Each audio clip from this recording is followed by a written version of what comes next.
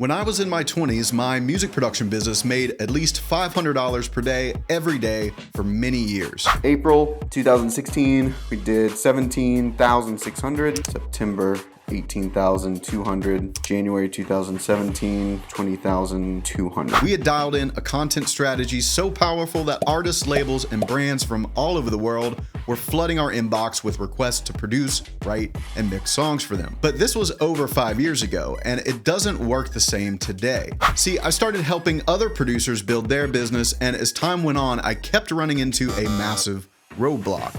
All the things that used to work for me back in the day slowly stopped working. And I knew that if I didn't solve this problem quickly, then nobody would hire me anymore and my reputation would be ruined.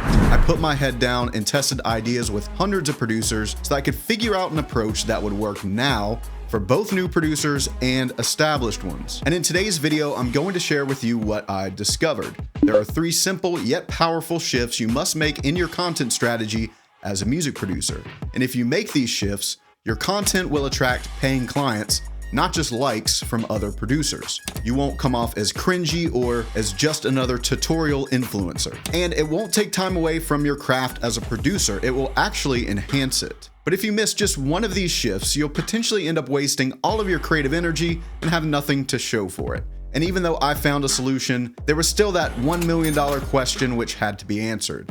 Could this actually help other producers achieve the same result my production company had back in the day? We'll find out starting now. See, music producers are notoriously known for being more behind the scenes, and many have an allergic reaction to self-promotion. They feel like if they have to promote themselves in order to get work, then it must mean that they aren't that good. We've always been taught that the good producers get all of their work through word of mouth. But what if I told you that I found content to actually be more powerful than word of mouth? Let's read through this list of people. Demi Lovato's producer, Bryson Tiller's producer, creator of the God Particle plugin, 95% of my clients, 2 of my best friends, my business partner. I met every single one of them because they reached out to me after seeing my content. Yes, I was also surprised to learn that legitimate people do consume content. I would have most likely never met any of them from word of mouth because we didn't have any mutual friends, and the world is a massive place. If you want to have less friction around making content, then you have to shift your perspective away from seeing it as a self-promotion tool and instead view it as the most powerful networking tool on the planet. But not all attention is good attention. It has to come from the right audience and help you achieve the results that you're looking for in your business. Exposure doesn't pay the bills, which leads us to shift number 2. One of the big complaints I hear from producers is that they don't want to make tutorials because their main goal isn't to attract other producers and they don't want to be branded as a teacher. Well, the good news is that you technically don't have to make tutorials, but check this out. I did an experiment where I asked some of the producers I work with, what's your favorite movie and what did you learn from it? Here were some of the responses. Catch Me If You Can. The lesson learned: you can have anything you want if you ask for it, but even if you have everything you want, it won't fix the problems in your past. Dumb and Dumber. The lesson learned: true friendship is everything. The point that I was trying to prove is that although you don't have to make boring tutorials and brand yourself as a teacher, you do have to recognize that most great content has a lesson in it somewhere. If you're actively working or pursuing a career as a producer, then you're most likely out talking to artists on social media, having phone calls or coffee meetings, making music with people in the studio, and studying trends. If you're doing all of those things, then you don't have to worry about not looking or sounding legit in your content. You just have to pair being legit with what I just taught you, that most great content has a lesson. Now, the easiest way to do that is to use something that I call the John McLucas content hack. John is a fantastic producer and songwriter who worked with me for about a year. And through his content, he gets a ton of work, partnership opportunities, and even landed a management deal and was flown out to Japan for writing sessions. Here's the hack. Let's read these 2 statements. Statement 1. I took this kick drum and bumped it up around 60 Hz using the Pultec EQ plugin by Universal Audio, which is my favorite. Now this kick drum really knocks. Can you hear the difference? Now let's read statement 2. I chose a kick drum pattern that kept the verse exciting because the vocals were sparse. I needed to maintain high energy because the artist wants this song to work well for sync. I want you to choose the one you think is more likely to resonate with artists looking for a producer.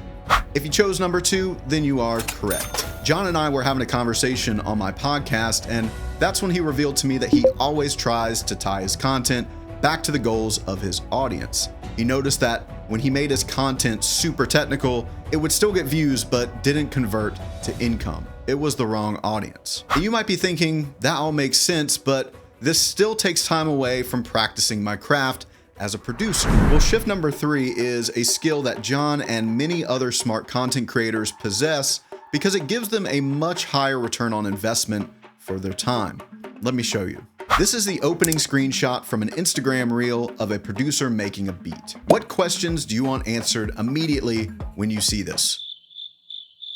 The only one I could come up with is, why should I watch this? And that's the wrong question, which means I've probably already swiped to the next reel. Here's another opening screenshot from an Instagram reel of a producer making a beat. What questions do you want answered immediately when you see this one?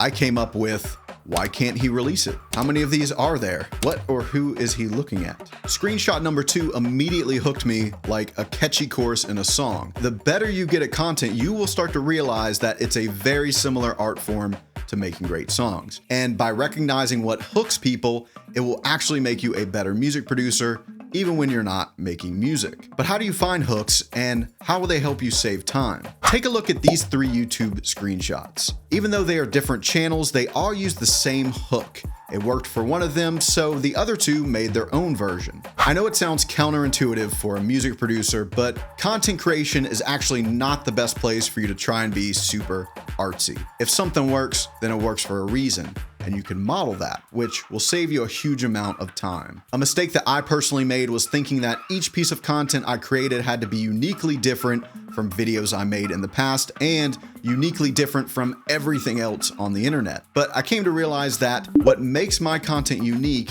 is me. And when I paired that with hooks that were already proven to work, my results exploded. This is why when John finds a hook that works, he makes it again and again and again, which keeps attracting clients and saves him time so he can get back to making music. But we still haven't answered the $1 million question. Could this actually help other producers achieve the same result my production company had back in the day? I found an interview with John where he shared his story about going from being homeless to earning $130,000 per year as a music producer. Let's do some quick math. 130,000 divided by 12 months, an average of 30 days per month. Well, that's not $500 per day yet, but it's an incredible living for a solo producer and puts John in a position to go take bigger swings in the industry without having to worry.